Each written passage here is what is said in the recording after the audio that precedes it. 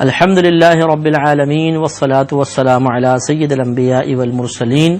اما بعد فاعوذ باللہ من الشیطان الرجیم بسم اللہ الرحمن الرحیم۔ سورۃ الشعراء کی تقریباً 18 آیات کی تفسیر مکمل ہو چکی ہے، اور ان آیات میں اللہ تبارک و تعالی نے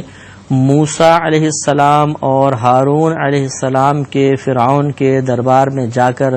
تبلیغ کا جو واقعہ ہوا تھا، جو تبلیغ آپ نے فرمائی تھی، اس کا ذکر فرمایا ہے، اور اس کا پورا پس منظر میں نے آپ کو بیان کر دیا تھا، اور بات یہاں تک پہنچی تھی کہ موسیٰ علیہ السلام اور ہارون علیہ السلام فرعون کے دربار میں پہنچے، اور اب فرعون سے آپ لوگوں کا مکالمہ ہو رہا تھا۔ تو پچھلی آیت میں یہ تھا کہ فرعون نے احسان یاد دلانے کی کوشش کی، اور موسیٰ علیہ السلام سے کہا کہ کیا آپ کو یاد نہیں کہ آپ ہم نے آپ کو بچپن میں پالا تھا، اور آپ نے ہمارے پاس عمر کا ایک بہت بڑا حصہ گزارا تھا، جسے میں نے بتایا تھا آپ کو تقریباً 30 برس۔ پھر آگے فرعون نے کہا کہ وَفَعَلْتَ فَعَلْتَكَ الَّتِي فَعَلْتَ، اور تم نے کیا اپنا وہ کام جو تم نے کیا، یعنی وہ کام بھی یاد کرو جو تم ایک کام کر چکے ہو، اور وہ وہی ہے قبطی کو قتل کرنا۔ اس نے یاد دلایا کہ آپ نے یہ کام بھی کیا ہے۔ وَأَنْتَ مِنَ الْكَافِرِينَ، اور تم ناشکر لوگوں میں سے ہو۔ کفر کا لفظ جو ہے 2 معنی میں آتا ہے، ایک انکار کرنے کے معنی میں اور ایک ناشکری کے معنی میں۔ تو گویا کہ فرعون نے یہ احسان یاد دلائے کہ ہم نے تمہیں بچپن میں پالا، بڑا کیا، اور تم نے عمر کا ایک خاص حصہ یہاں پہ گزارا، اور پھر تم نے یہ کام کیا کہ ہماری قوم کے شخص کو ہلاک کر کے چلے گئے، اور اب ہمارے پاس دوبارہ آئے ہو اور ایک نئے مذہب کی تبلیغ کرنے کے لیے، تو کیا یہ ناشکرا پن نہیں ہے؟ قال موسیٰ علیہ السلام نے فرمایا کہ فعلتها اذن، میں نے وہ کام کیا اس وقت، وَأَنَا مِنَ الضَّالِّينَ، کہ جب مجھے راہ کی خبر نہیں تھی۔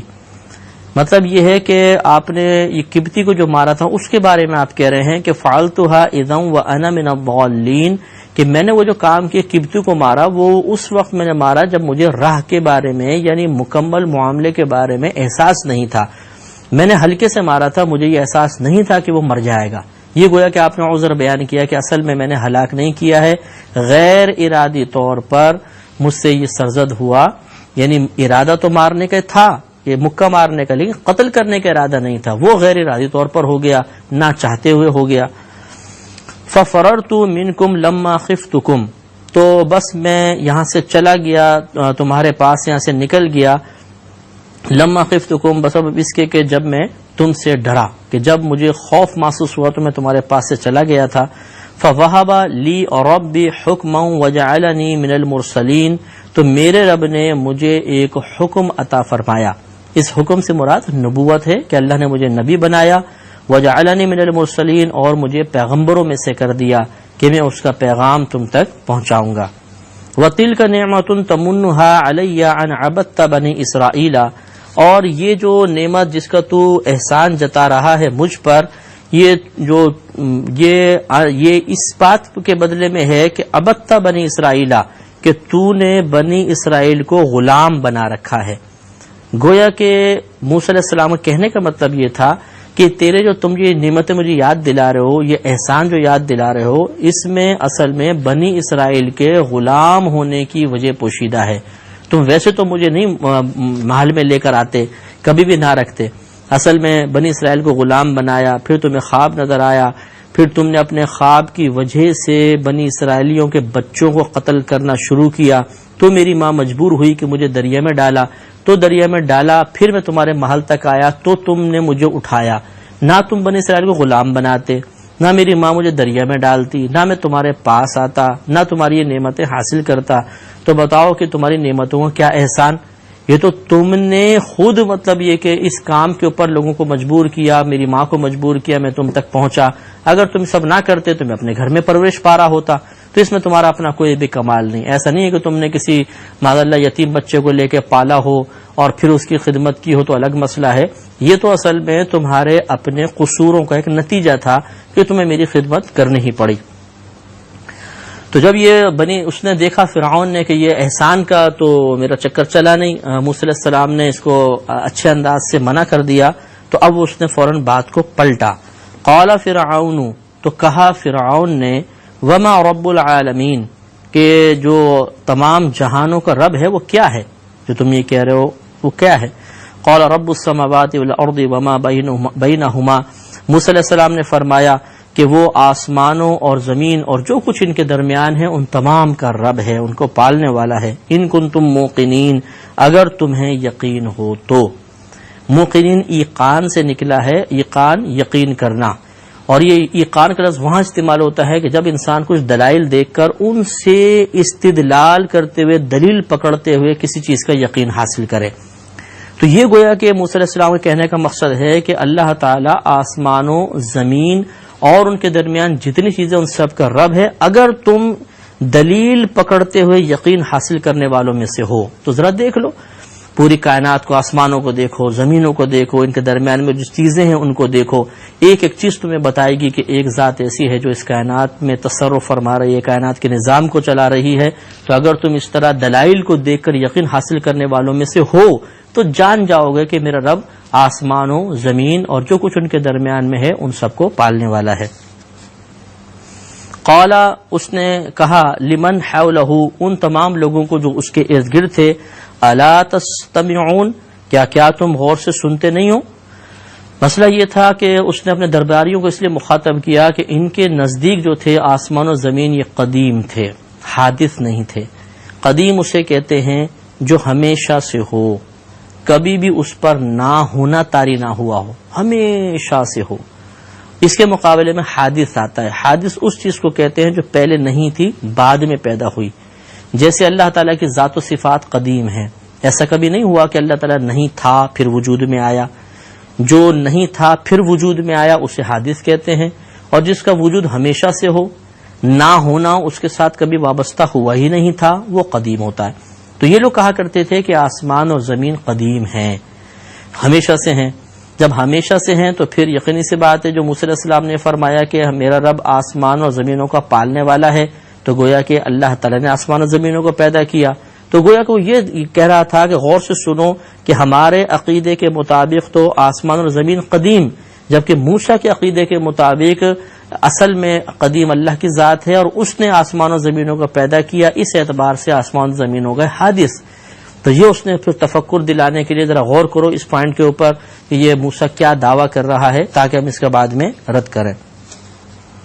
اب موسیٰ علیہ السلام نے جب یہ بات اس کی سنی تو پھر ایک اور آپ نے دلیل بیان فرمائی، قال ربکم ورب آبائکم الاولین۔ موسیٰ علیہ السلام نے فرمایا کہ وہ تمہارا بھی رب ہے اور تمہارے سے جو تم سے پہلے آبا و اجداد گزر چکے ان کا بھی رب ہے۔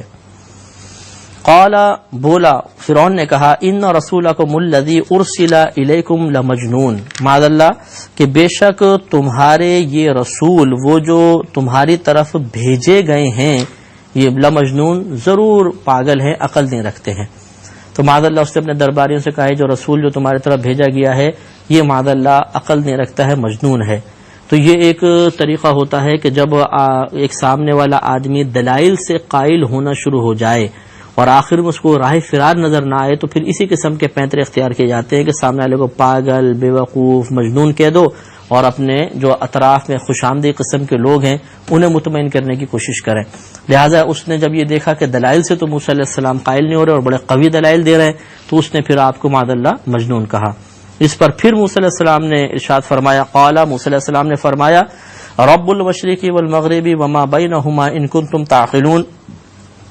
کہ وہ مشرق اور مغرب اور جو کچھ ان کے درمیان ہے ان سب کا پالنے والا ہے اگر تم عقل رکھتے ہو۔ تو یہ بڑی نفیس دلیل تھی کہ یہ بتاؤ کہ تم خدائی کا دعویٰ کرتے ہو کہ تم پال رہے ہو مشرق و مغرب کو؟ اگر تم کہتے ہو ہاں تو دلیل فراہم کرو۔ تو یقینی سی بات ہے کہ فرعون تو پوری کائنات کو نہیں پال رہا تھا، تو یقینی سی بات ہے کہ اتنا تو ضرور ہے، اس کو سبھی مانتے تھے کہ کوئی پالنے والا تو ہے۔ تو جب فرعون اس کا انکار کرے گا تو لازم بات ہے ایک اور ذات کو ماننا پڑے گا کہ اس کے علاوہ پھر کوئی اور ذات ان کو پال رہی ہے، اور وہ کون ہے؟ وہ یہی اللہ تبارک و تعالی ہے۔ تو یہ ایک اور قوی دلیل تھی جس نے فرعون کو ساکت کر دیا۔ اب جب یہ اس طرح ہوتا ہے تو جو طاقت والے ہوتے ہیں جب یہ دیکھتے ہیں نا کہ دلائل سے تو ہم ہار گئے تو پھر وہ اپنی طاقت کا زور دکھانے کی کوشش کرتے ہیں اور سامنے والے شخص کے حق پر ہونے کے باوجود اس کو دباتے ہیں اپنی طاقت سے، تاکہ یہ حق پر ہونے کے باوجود ہمارے سامنے کچھ کہنے کی جرأت نہ کر سکے۔ قال، اس نے کہا، لئن اتخذت الہا غیری، کہ اگر بنایا آپ نے میرے علاوہ کسی اور کو خدا، لَأَجْعَلَنَّكَ مِنَ الْمَسْجُونِينَ، تو ضرور میں آپ کو مسجونین میں سے کر دوں گا، قیدیوں میں سے کر دوں گا، قید کر دوں گا۔ اور یہ مفسرین نے لکھا ہے کہ اس نے چھوٹے چھوٹے گڑھے بنائے ہوئے تھے زمین کے اندر، ان کے اندر آدمی کو ڈال دیا کرتا تھا جس میں بالکل کوئی اجالا نہیں، اور اوپر سے بند کر دیا کرتا تھا، تو آدمی اکیلے گڑھے میں بالکل اندھیرا گھپ ہوتا تھا اور اس میں بیچارہ سسک کر وہ مر جایا کرتا تھا۔ تو یہ اس نے دھمکی دی کہ اگر تم نے میرے علاوہ کسی کو خدا مانا تو میں تمہیں پھر ایسے قید خانے میں ڈال دوں گا۔ تو ہدایت قبول نہیں کرنی، دلائل کا جواب اس کے پاس نہیں، اس قسم کی دھمکیوں پر اتر آیا۔ قولا، آپ نے شاید فرمایا کہ اولو جئتک بشیء مبین، کیا اگرچہ میں تیرے پاس کوئی روشن چیز لے کر آؤں، روشن دلیل لے کر آؤں، یعنی اس کے باوجود بھی ہمیں ایسا کرو گے تو ہم سے کوئی روشن دلیل مانگو ہماری رسالت کے اوپر، ہم تمہارے سامنے پیش کرتے ہیں۔ قالا، تو اس نے کہا فأتی بہ ان کنت من الصادقین، اچھا تو پھر آپ اس کو پیش کریں، لے آئیں اس روشن دلیل کو اگر آپ سچوں میں سے ہیں، یعنی کوئی معجزہ دکھا دیں۔ تو موسیٰ علیہ السلام کا مقصود بھی معجزہ دکھانا تھا، تو آپ نے دو معجزے دکھائے، ایک تو وہی اپنی عصا مبارکہ پھینکی تو وہ ایک دم بڑا سا اژدہا بن گیا اور اتنا بڑا اس نے منہ کھول لیا کہ فرعون گھبرا گیا، ڈر گیا، اور پھر موسیٰ علیہ السلام نے دوبارہ ہاتھ رکھا تو پھر وہ عصا بن گیا۔ دوسرا ید بیضا کا تھا، ید ان ہاتھوں کہتے ہیں، بیضا مانے سفید۔ موسیٰ علیہ السلام اس طرح بغل میں ہاتھ رکھتے تھے، نکالتے تھے تو ایسا روشن ہو جاتا تھا کہ سورج سے زیادہ روشن ہو جاتا تھا، پھر دوبارہ ہاتھ میں رکھتے تو نارمل حالت میں ہو جاتا تھا۔ تو یہ دونوں کے معجزے آپ نے دکھائے اور ان کو اللہ نے بیان فرمایا۔ جب اس نے کہا کہ اگر آپ سچے ہیں تو اچھا وہ معجزے پیش کریں، فَأَلْقَى عَصَاهُ، تو موسیٰ علیہ السلام نے اپنا عصا مبارکہ زمین پر ڈال دیا، فَإِذَا هِيَ ثُعْبَانٌ مُبِينٌ، تو اسی وقت وہ ایک بڑا سا واضح اژدہا بن گیا۔ وَنَزَعَ يَدَهُ، اور کھینچا آپ نے اپنے ہاتھ کو، یعنی بغل میں رکھ کر پھر باہر نکالا، فَإِذَا هِيَ بَيْضَاءُ لِلنَّاظِرِينَ، تو جب ہی وہ دیکھنے والوں کی نظر میں روشن ہو گیا، سفید ہو گیا، جگمگانے لگا۔ اب جب فرعون نے دیکھا کہ یہ اس طرح کر رہے ہیں تو اس زمانے میں جادو کا بڑا زور تھا، تو ایک اور پھر اس نے حیلہ اختیار کیا تاکہ یہ ایسا نہ ہو موسیٰ علیہ السلام کے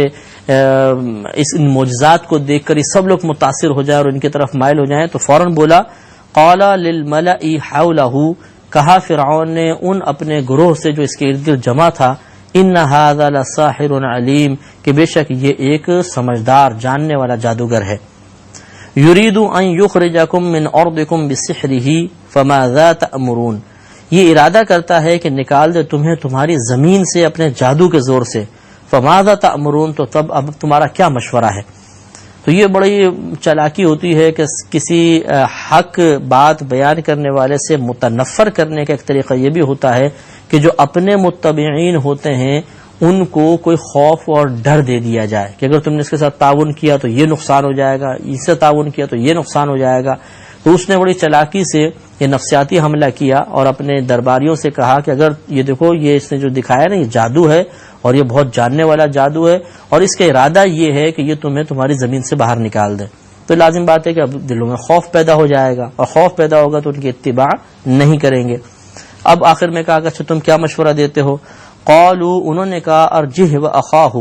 کہ انہیں اور ان کے بھائی کو روک لو، ان دونوں کو، وابعث فی المدائن حاشرین، اور شہروں میں جمع کرنے والے بھیجو، یعنی تمام شہروں میں اپنے آدمی بھیج دو، لوگوں کو جمع کریں، ان کو ندا کریں کہ بھئی آ جاؤ فلاں میدان کے اندر۔ یاتوک بکل سحار علیم، کہ وہ آپ کے پاس لے آئیں ہر بڑے جاننے والے جادوگر کو، یہ جائے لوگوں کو بھی جمع کریں اور ہر بڑے شہر سے جو بڑے بڑے جادوگر ہیں ان سب کو جمع کر کے یہاں پر لے آئیں اور موسیٰ علیہ السلام کے مقابلے میں ٹھہرا دیں۔ تو انہوں نے سوچا کہ موسیٰ علیہ السلام معاذ اللہ کوئی جادوگر ہے، یہ جادو دکھا رہے ہیں تو ہم بھی جادوگروں کو لے کر آتے ہیں تو ان کے اوپر پھر وہ غالب ہو جائیں گے۔ فجمع السحرۃ لمیقات یوم معلوم، تو جمع کیے گئے جادوگر ایک مقررہ دن کے وعدے پر، یعنی موسیٰ علیہ السلام سے باقاعدہ یہ بات ہوئی کہ بھئی ٹھیک ہے تمہارا مقابلہ جادوگر کریں گے، ہاں بھائی ٹھیک ہے، وہ بھی تیار ہو گئے اور ایک پھر وقت اور ایک جگہ مقرر کر دی گئی کہ فلاں میدان میں یہ مقابلہ ہوگا اور لوگوں کو ندا کر دی گئی۔ اور اس زمانے میں اب بھی ایسے ہی ہوتا ہے کہ ندا کر دی جائے تو لاکھوں لوگ جمع ہو جاتے ہیں، تو اس زمانے میں تو خاص طور پر بڑا شوق و ذوق تھا تماشوں کے دیکھنے کا، تو بہت لاکھوں کی تعداد میں لوگ جمع ہو گئے۔ وقیل للناس هل انتم مجتمعون، اور لوگوں سے کہا گیا کہ کیا تم جمع ہو گئے، یعنی تم سب آ گئے۔ لعلنا نتبع السحرة ان كانوا هم الغالبین، اور شاید ہم ان جادوگروں ہی کی پیروی کریں کہ اگر یہ غالب آئیں۔ تو گویا کہ لوگوں کو جمع کیا اور پھر یہ آپس میں کہا گیا کہ یقیناً یہ جادوگری جیتیں گے تو پھر ہم انہی کی پیروی کریں گے۔ فلما جاء السحرة، پھر جب آ گئے جادوگر، قالوا، تو انہوں نے کہا لفرعون، فرعون سے، سارے جادوگر آ گئے اور فرعون سے کہا اِنَّ لَنَا لَأَجْرًا إِن كُنَّا نَحْنُ الْغَالِبِينَ، کیا ہمیں کچھ مزدوری اجرت ملے گی اگر ہم غالب آ گئے تو؟ قال، فرعون نے کہا نعم، ہاں، وَإِنَّكُمْ إِذًا لَّمِنَ الْمُقَرَّبِينَ، اس وقت تم میرے مقربین میں سے ہو جاؤ گے، تم میرے قریب رہو گے، میں تمہیں انعام دوں گا، دربار میں رکھوں گا۔ اور مفسرین فرماتے ہیں کہ وعدہ کیا گیا کہ سب سے پہلے تم لوگوں کی حاضری ہوا کرے گی، تمہارے مطالبات وغیرہ سنے جائیں گے، پورے کیے جائیں گے۔ تو وہ سب تیار ہو گئے، اب آمنے سامنے آ گئے۔ قال لهم موسیٰ، موسیٰ علیہ السلام نے ان سے فرمایا، مطلب انہوں نے پہلے جمع ہوئے، پھر کہا کہ بھئی آپ پہلے جادو دکھائیں گے یا ہم کرتے ہیں؟ موسیٰ علیہ السلام نے پھر یہ فرمایا، قال لهم موسیٰ، کہا ان کے لیے موسیٰ علیہ السلام نے، القوا ما انتم ملقون، کہ ڈالو جو تم ڈالنا چاہتے ہو اس کو تم ڈالو۔ فالقوا حبالهم وعصیهم وقالوا بعزت فرعون انا لنحن الغالبون، تو انہوں نے اپنے رسیاں اور اپنی لاٹھیاں، عصائیں ڈال دی اور بولے کہ فرعون کی عزت کی قسم، بے شک ہم ہی غالب ہونے والے ہیں، ہم ضرور ان پر غالب آ جائیں گے۔ تو اب جب انہوں نے عصائیں ڈالی، اپنی رسیاں پھینکی، تو وہ سانپ بن کے ایک دم چلنے لگے اور پورا مجمع دہشت زدہ ہو گیا۔ سینکڑوں کی تعداد میں سانپ تھے جو موسیٰ علیہ السلام کی طرف بڑھے۔ اس وقت ادھر تو نہیں ہے لیکن دوسرے مقام پہ ہے کہ موسیٰ علیہ السلام نے دل میں ان کو دیکھ کے خوف سا محسوس کیا، تو اللہ کی طرف سے تسلی آئی کہ آپ بالکل نہ گھبرائیے، اپنے عصا مبارکہ ڈال دیجئے۔ یہاں بہرحال اس کا تذکرہ نہیں ہے۔ فَأَلْقَى مُوسَىٰ عَصَاهُ، تو ڈال دیا موسیٰ علیہ السلام نے اپنے عصا کو، فَإِذَا هِيَ تَلْقَفُ مَا يَأْفِكُونَ، جبھی وہ ان کی بناوٹوں کو نگلنے لگا۔ تو گویا کہ وہ اصل سانپ نہیں تھے بلکہ شعبدہ بازی تھی، اور موسیٰ علیہ السلام کا جو اژدہا تھا ان سب کو نگل گیا۔ واقعہ جاری ہے، اگلے پروگرام میں بیان ہوگا۔ وآخر دعوانا ان الحمد للہ رب العالمین۔